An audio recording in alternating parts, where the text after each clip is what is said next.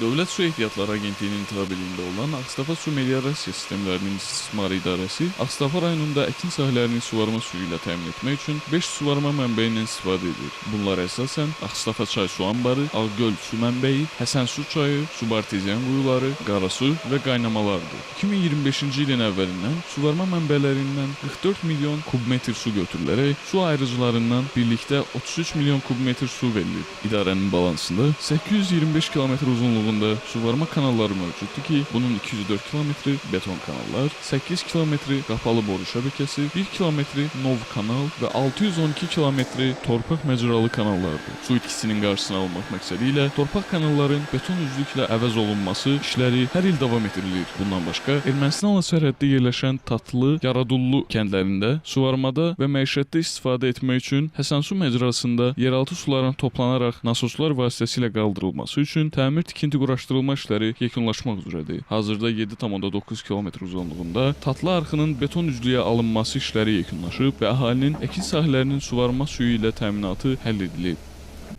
Ağstafa rayonunda 24.830 hektar suvarılan ərazi mövcuddur.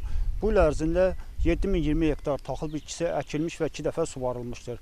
Hal-hazırda bostan, tərəvəz, paxlalı bitkilər, qardalı və yonca bitkisinin suvarılması davam etdirilir. Qarşısında dayandığımız kanal Ağstafa rayonunun Dağkəsəmən, Poylu və Xətai kəndlərinin əkin sahələrini suvarma suyu ilə təmin edən Poylu arxıdır. Poylu arxının ümumi uzunluğu 14,5 kilometrdir. Bundan 6 kilometri beton üzlüyə alınmışdır və 2025-ci ildə 1,6 kilometr məsafədə beton işlərinin aparılması planlaşdırılır. Ağstafa Su Meliorasiya Sistemlərinin İstismarı İdarəsi əkin sahələrini suvarma suyu ilə təmin etməklə rayon əhalisinin fasiləsiz, dayanıqlı və keyfiyyətli içməli su ilə təminatını da yerinə yetirir. İçməli su təchizatı subartezian quyular vasitəsilə həyata keçirilir. Rayon ərazisində su və kanalizasiya şəbəkələrində baş verən qəzalar bərpa xidməti tərəfindən operativ olaraq aradan qaldırılır. Bundan başqa 19 ədəd sıradan çıxmış sayğac yenilənir. 7 abonent yeni sayğacla təmin edilərək abonent bazasında qeydə alınıb. Ağstafa şəhərinin içməli su təchizatı 6 ədəd subartezian quyuları vasitəsilə həyata keçirilir. Həmən subartezian quyularından çıxarılan xam su gördüyümüz mərkəzi su anbarına yığılaraq müasir tipli su təmizləyici qurğu olan Əksosmos qurğusu vasitəsilə təmizlənərək 5120 abonentə fasiləsiz olaraq çatdırılır. Rayon ərazisində baş verən içməli su xətlərində və kanalizasiya xətlərində baş verən qəzalar dərhal idarəmiz tərəfindən aradan qaldırılır və bu istiqamətdə işlərimiz davam edir.